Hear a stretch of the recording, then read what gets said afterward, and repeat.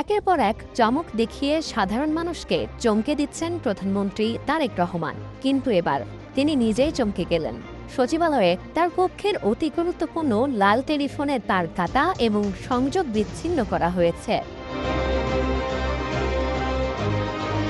বৃহস্পতিবার বিকেলে এই ঘটনায় জড়িত দুইজনকে গ্রেফতার করেছে পুলিশ, যাদের একজন সচিবালয়ে আউটসোর্সিং কর্মী রঞ্জন চন্দ্র এবং ভাঙারি ব্যবসায়ী রেজাকুল ইসলাম।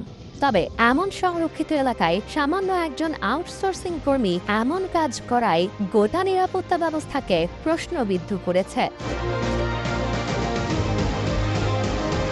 প্রধানমন্ত্রী নিজেই অনেকটা সাদামাটা চলাফেরা করেছেন, যত্রতত্র রাস্তায় হেঁটেছেন, সাধারণ মানুষের সঙ্গে মিশে যাচ্ছেন।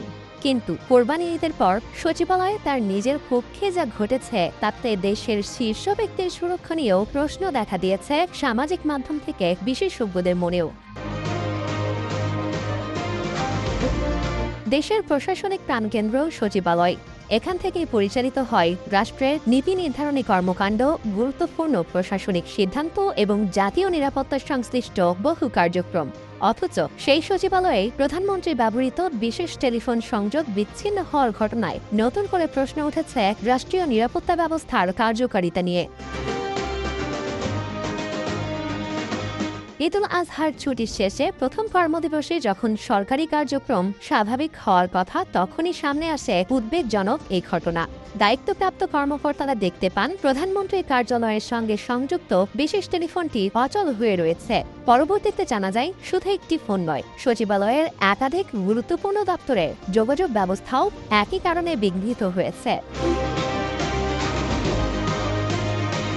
সংশ্লিষ্ট সূত্রগুলো বলছে, প্রায় 7 ঘন্টার চেষ্টার পর রাষ্ট্রীয় যোগাযোগ সংস্থা সংযোগ পুনরুদ্ধার করতে সক্ষম হলেও ঘটনাটি রাষ্ট্রীয় নিরাপত্তা বিশ্লেষকদের কাছে অত্যন্ত তাৎপর্যপূর্ণ হয়ে উঠেছে। কারণ এটি কোনো সাধারণ টেলিফোন সংযোগ নয়, বরং রাষ্ট্রের সর্বোচ্চ পর্যায়ের যোগাযোগ ব্যবস্থার অংশ। সংশ্লিষ্ট কর্মকর্তাদের ভাষ্য অনুযায়ী সচিবালয়ের পুরনো ও নতুন ভবনের মধ্যকার টেলিযোগাযোগ লাইনের বিভিন্ন অংশে থাকা মূল্যবান তামার তার কাটা ও বিচ্ছিন্ন অবস্থায় পাওয়া গেছে। কিছু স্থানে তার সম্পূর্ণ উধাও ছিল। ফলে প্রধানমন্ত্রীর কার্যালয়, মন্ত্রী পরিষদ বিভাগ, জনপ্রশাসন মন্ত্রণালয় সহ বেশ কয়েকটি গুরুত্বপূর্ণ দপ্তরের টেলিফোন যোগাযোগ বন্ধ হয়ে যায়। খবর পাওয়ার পর বিটিসিএল-এর প্রকৌশলীরা ঘটনাস্থলে গিয়ে দীর্ঘ সময় ধরে কাজ করে সংযোগ পুনরুদ্ধার করেন। এ ঘটনায় থানায় সাধারণ ডায়েরি করা হয়েছে এবং তদন্ত শুরু করেছে আইন শৃঙ্খলা বাহিনী, গোয়েন্দা সংস্থা ও সংশ্লিষ্ট নিরাপত্তা কর্তৃপক্ষ। ঘটনার সবচেয়ে গুরুত্বপূর্ণ প্রশ্ন হচ্ছে, এটি কি কেবল তামার তার চুরির ঘটনা, নাকি এর পেছনে রয়েছে আরো গভীর কোনো উদ্দেশ্য?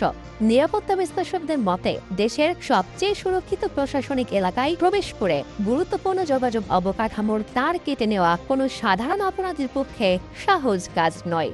কারণ সচিবালয়ের প্রতিটি প্রবেশ পথ, করিডোর এবং সংবেদনশীল স্থানে নিরাপত্তা বাহিনীর সদস্যদের উপস্থিত থাকার কথা। যদি এটি চুরি হয়, তাহলে প্রশ্ন, চোরেরা কিভাবে নিরাপত্তা বলয় অতিক্রম করল? আর যদি পরিকল্পিতভাবে সংযোগ বিচ্ছিন্ন করা হয়ে থাকে, তাহলে তা আরও বেশি উদ্বেগজনক।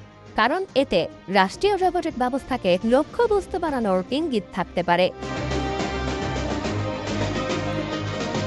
মাননীয় প্রধানমন্ত্রীর টেলিফোন সংযোগ সাময়িকভাবে অচল হয়ে যাওয়া মানে শুধু প্রযুক্তিগত সমস্যা নয়, বরং এটি সংকটকালীন পরিস্থিতিতে সিদ্ধান্ত গ্রহণ ও সমন্বয় ব্যবস্থাকে প্রভাবিত করতে পারে।